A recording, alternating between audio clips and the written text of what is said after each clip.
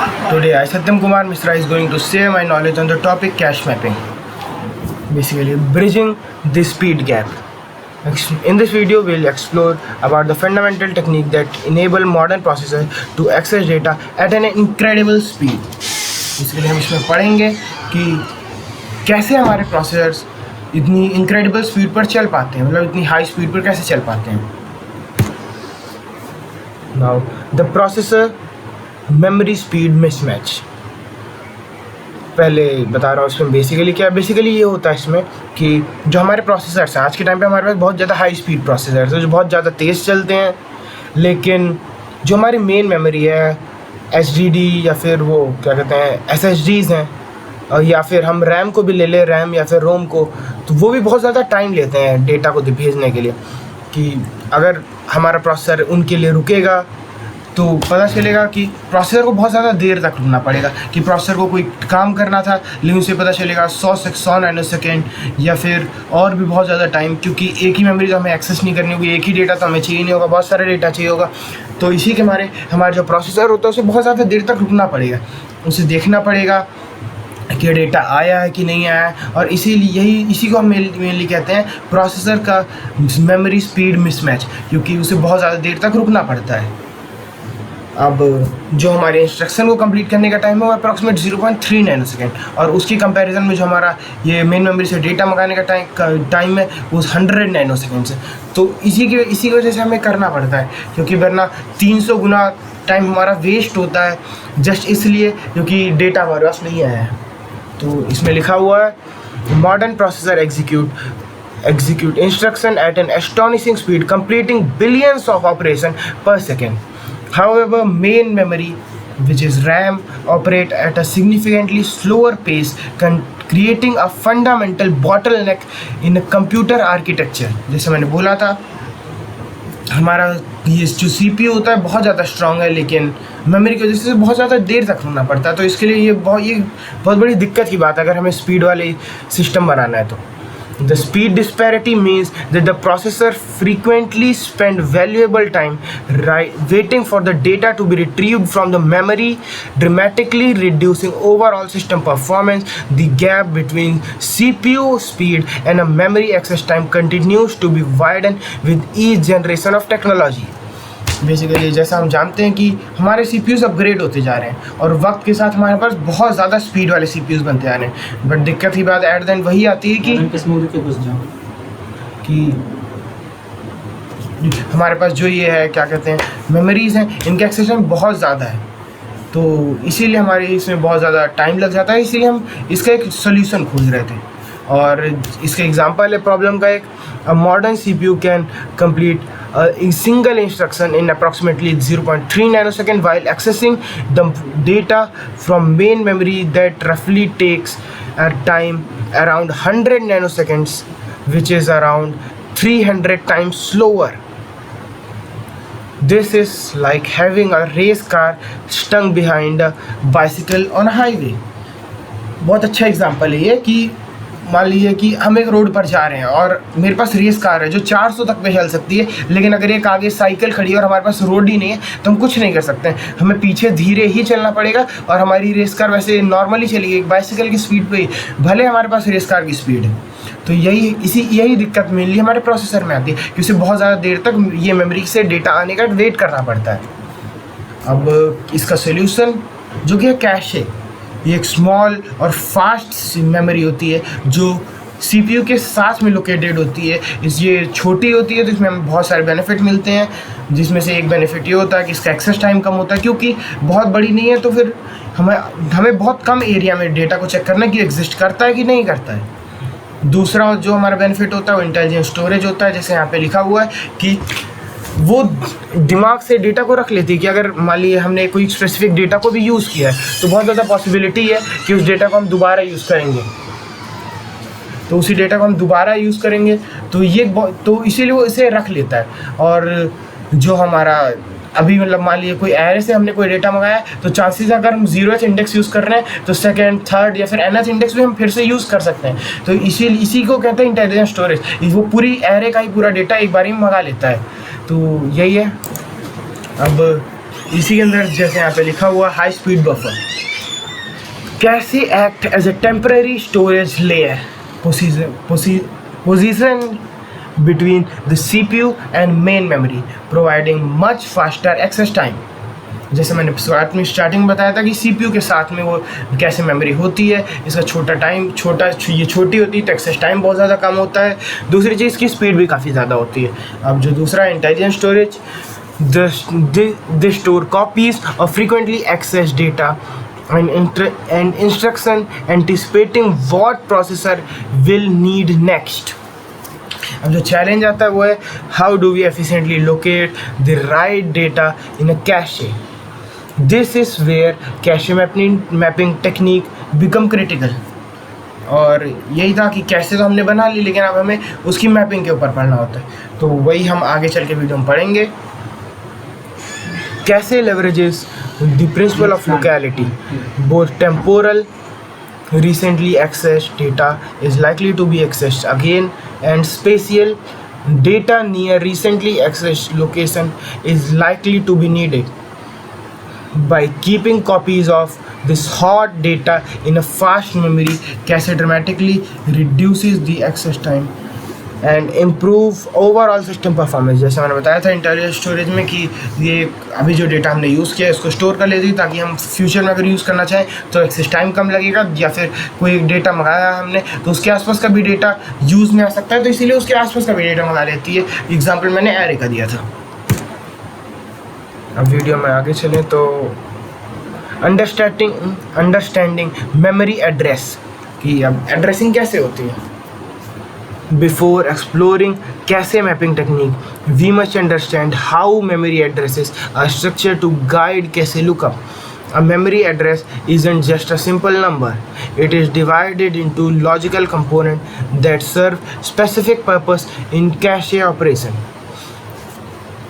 अब इसी के अंदर कैसे होती है हमारा एड्रेस। इसमें जो हमारा एड्रेस होता है कैसे का, उसमें पहले टैग फील्ड होती है, फिर दूसरी होती है इंडेक्स फील्ड और तीसरी होती है ऑफसेट फील्ड। मोटा मोटा इसमें बताएं तो जो हमारी टैग फील्ड होती है वो ब्लॉक बताती है कि कौन से ब्लॉक के अंदर में होती है। जैसे हम इसके एग्जांपल में ऐसे दे सकता हूँ कि मान लीजिए हमारे पास एक बहुत बड़ा बॉक्स है या फिर एक बहुत बड़ा रूम है, रूम के अंदर हमारे पास बहुत सारे बॉक्सेस पड़े हुए हैं जिसके अंदर बहुत सारी मैगी है। तो अगर हमें एक स्पेसिफिक मैगी को जानना है वो कहाँ पे एग्जिस्ट करती है, तो हमें पहले अपना इंडेक्स देना होगा कि कौन से बॉक्स के अंदर में पड़ी हुई है, कौन रूम के। फिर हम उस बॉक्स को जब हमें मिल जाएगा वो हमारा टैग फील्ड बताएगा ये कौन से हमें बॉक्स को कौन से बॉक्स को खोलना है। फिर उसके बाद जो हमारी इंडेक्स फील्ड रहेगी वो बताएगी उसमें साथ में रखी होगी लाइंस में या फिर लेयर्स में, क्योंकि एक साथ में ऐसे रैंडम नहीं रखी होगी, लाइंस में रखी होगी। तो लाइंस में रखी होगी तो ये बताता है कौन सी लाइन में डेटा रखा हुआ है। और तीसरा आता है ऑफसेट फील्ड जो बताता है कि कौन सा डेटा यूज़ करना, मतलब कौन सी बाइट। अब उस लाइन के अंदर में कौन सी हमें मैगी चाहिए हमें मिल जाएगी। तो वही है यहाँ पे पहले tag field uniquely identify which block of the main memory is currently stored in particular cache line. Think of it as a name tag that tells you which piece of data belongs where। अब दूसरा आता है index field, determine where cache line or set of memory block can map to। This is the location indicator that directs the hardware to right place in the cache। अब तीसरा आता है offset field, specifies the exact byte within the cache line where the requested data once the cache lines found the offset pinpoint the precise location। तो basically यही था। अब next slide पे तीसरी है टेक्निक 1। अब कैशे मैपिंग में हमारे पास जो 3 टेक्निक्स हैं, जिसमें से पहली आती है डायरेक्ट मैपिंग, दूसरी वाली होती है एसोसिएटिव और तीसरी होती है सेट वाली। तो इसमें से पहली हमारी है direct mapping, the assigned seat. In direct mapping each block of the main memory has exactly one specific cache line it can occupy. This is determined by a simple mathematical function typically using the memory address modulo the number of cache line। Tag index offset, इसको जो हमारा इसमें address होता है 3 part में टूटा होता है, टैग बिट और इंडेक्स फिर तीसरी आती है ऑफसेट बिट। एनालॉजी है कि एग्जांपल हम ले सकते हैं एक थिएटर का, एक ऐसा थिएटर जिसमें ब्लॉक्स में सीट टूटी हो, कि जैसे ये वाली कुछ स्पेसिफिक ये वाली प्रीमियम सीट्स हैं, ये वाली नॉर्मल सीट्स हैं, पीछे उन लोगों की सीट्स हैं। एग्जांपल ले सकते हैं कि जो सस्ती सीट्स हैं जिनमें अच्छी क्वालिटी नहीं मिलती हमें मूवीज़ की। अब इसी के अंदर में हम ले सकते हैं अंदर कि कौन सी लाइन में जाना है, फिर कौन सी बाइट पे जाना है, यही हमें पता चलता है। टैग बिट ये हो सकती है कि ये वाला ब्लॉक बता, ये वाला पूरा ब्लॉक बता दे, फिर इसके अंदर में कौन सी वाली लाइन पे जाना है हमें ये बता दे इंडेक्स, और कौन सी वाली एग्जैक्ट बाइट पे जाना है वो बता दे हमारा ऑफसेट। ये एक अच्छा एग्जाम्पल पड़ जाए इसका। अब जो हमारा इसका डार्क मैपिंग का बेनिफिट होता है, वो बेनिफिट ये है, एडवांटेज ये है कि काफ़ी ज़्यादा फास्ट होती है, मिनिमल सर्किटरी होती है क्योंकि कॉम्प्लेक्स नहीं होती है। तो मेनली हमारे यही इसके बेनिफिट्स होते हैं। और जो डिसएडवांटेज है वो ये है कि जैसे कि हमने यहाँ पढ़ा था कि मॉड्यूलो यूज़ करती है, modulo the number of cache line, तो उसी की वजह से हमारे पास कई बार कन्फ्लिक्ट बनते हैं जिसकी वजह से डेटा मिस होता है, और यही हमारे लिए दिक्कत ही बात है। इसकी वजह से हमारी थोड़ी सी स्पीड कुछ चीज़ों में स्लो हो जाती है, एक दिक्कत की बात है।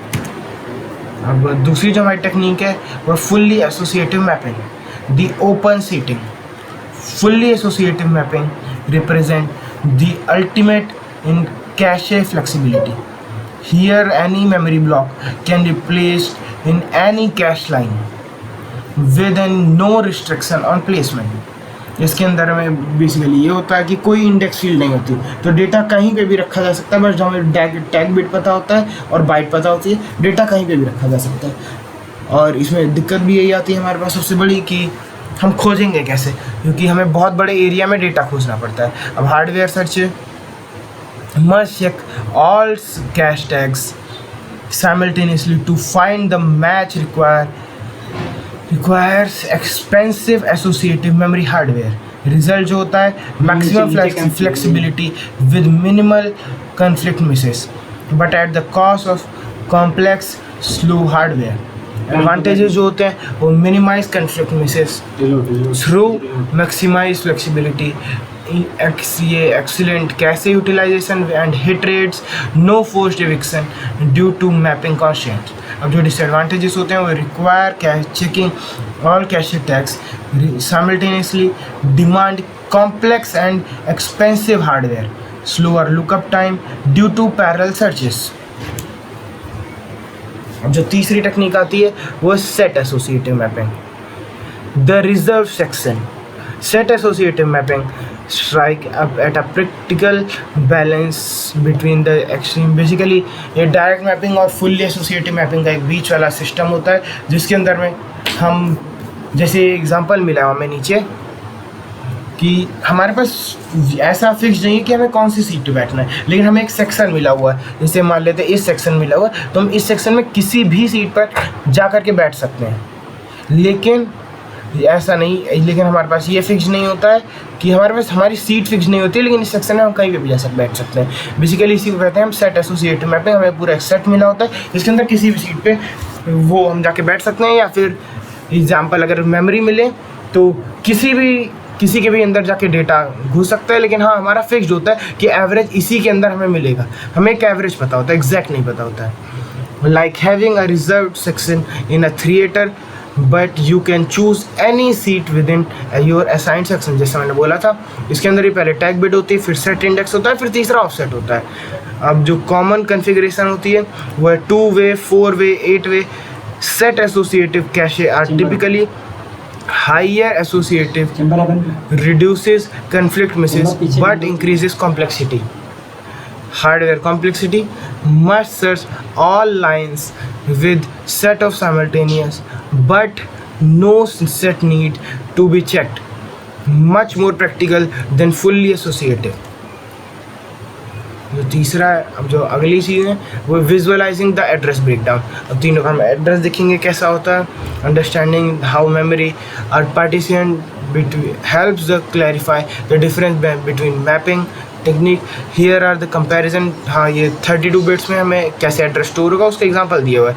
जो डायरेक्ट मैपिंग होगी उसके अंदर पहले 20 बिट्स हमें टैग बिट को दे देंगे, फिर 8 बिट अगली इंडेक्स और आखिरी बची 4 बिट्स हम ऑफसेट को दे देंगे।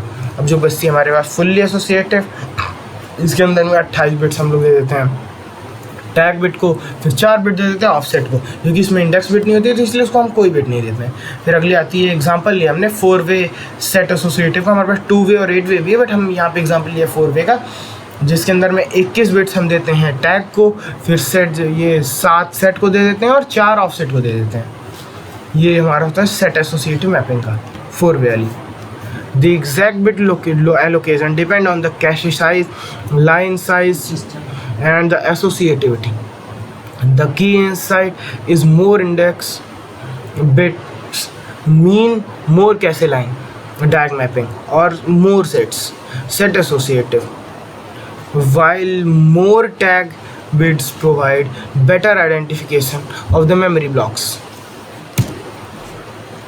अब ट्रेड ऑफ्स के बारे में बात करेंगे कि हमें किस चीज़ के बदले में क्या क्या देना पड़ रहा है। अब इसके अंदर में आएगा हमारी पहले डायरेक्ट मैपिंग, जिसकी स्पीड फास्टेस्ट होती है, लुकअप टाइम हमारा इसका बहुत ज़्यादा कम होता है। लेकिन जो हमारी आती है फुल्ली एसोसिएटिव, ये क्योंकि कॉम्प्लेक्स होती है तो इसीलिए हमारे इसके अंदर लुकअप टाइम काफ़ी ज़्यादा बढ़ जाता है, क्योंकि जैसे मैंने पहले बताया था इसके अंदर हमारे पास इंडेक्स बिट्स नहीं है तो हमें बहुत ज़्यादा खोजना पड़ेगा, जो कि कई जगह पे ये थोड़ा सा हमारा टाइम बढ़ा देता है, तो इसलिए काफ़ी ज़्यादा स्लोएस्ट होती है। और सेट एसोसिएटिव ये दोनों का बीच का वे है, तो इसीलिए मॉडरेट लुकअप टाइम होता है, ना बहुत ज़्यादा स्लो होता है ना बहुत ज़्यादा तेज़ होता है। अब बात करें इसकी हार्डवेयर कॉस्ट बहुत ज़्यादा कम होती है डायरेक्ट मैपिंग में, क्योंकि इसमें सर्किट बहुत ज़्यादा सिंपल होते हैं। फुल्ली एसोसिएटिव में बहुत ज़्यादा कॉम्प्लेक्स होती हैं चीज़ें, तो इसीलिए ये महंगा पड़ता है। और सेट एसोसिएटिव इधर भी बैलेंस सर्किट बैलेंस्ड होती हैं, कॉम्प्लेक्सिटी भी और कॉस्ट भी। फिर तीसरी चीज़ आती है हमारी कन्फ्लिक्ट मिसेस। डायरेक्ट मैपिंग में बहुत ज़्यादा चांसेस होते हैं कि ये कन्फ्लिक्ट मिसेस एग्जिस्ट करें, और फुल्ली एसोसिएटिव में लगभग ना के बराबर पॉसिबिलिटी होती है, और सेट एसोसिएटिव में कुछ ही जगह होती है जो रीज़नेबल जगह होती है, बस वहीं पे एग्जिस्ट करती है। अब जो बात करें डार्क मैपिंग की, तो यहाँ पे हम उन जगह पे यूज़ करते हैं जहाँ पे हमें थोड़ी बहुत परफॉर्मेंस लॉस हो जाए तो भी चलेगा, लेकिन हमें चीज़ें सिंपल और सस्ती रखनी होती है। फुल्ली एसोसिएटिव हम वहाँ पे यूज़ करते हैं जहाँ पे हमें परफॉर्मेंस बहुत ज़्यादा चाहिए होती है, हमें बजट से फ़र्क नहीं पड़ता। और तीसरी होती है सेट एसोसिएटिव, ये वहाँ वो जगह होती है जैसे हमारी नॉर्मल जगह है जहाँ पर हमें ऑप्टिमल चाहिए होता है कि हमें पैसा भी बहुत ज़्यादा ना लगे और चीज़ें नॉर्मलाइज भी हैं। अब लास्ट चीज़ जिसे कहते हैं cache mapping, the unsung hero of performance. Cache mapping technique are fundamental to modern computer architecture, enabling processor to access data at speed that would otherwise be impossible without the sophisticated mapping strategy. The processor memory speed gaps would render modern computing impractical. दूसरा है understanding cache mapping is essential for computer scientist, hardware engineers and software developer who want to optimize the system performance. These techniques directly impact everything from the CPU design to the compiler optimization and the application performance tuning. जैसा हमने बताया ये वही मोटी मोटी चीज़ें हैं जैसा हम लोगों ने पहले पढ़ा है, एग्जैक्ट वही चीज़ें हैं. अब बात करते हैं आखिरी की टेकअवेज की. कैसे mapping bridges the processor memory speed gap. दूसरा है 3 main technique offer different trade off. तीनों के अपने ट्रेड ऑफ्स हैं, हमने जैसा कि पढ़ा था थोड़ी देर पहले. Set associative mapping provide the best balance, ये भी हमने ही पढ़ा था. Hardware complexity must be weighted against performance gains. हाँ, हमें थोड़ी कॉम्प्लेक्सिटी बढ़ेगी, पैसा बढ़ेगा अगर हमें थोड़ी सी परफॉर्मेंस चाहिए, ये भी हमने ही पढ़ा हुआ है. तो बस इस वीडियो के लिए बस इतना ही था. Thank you.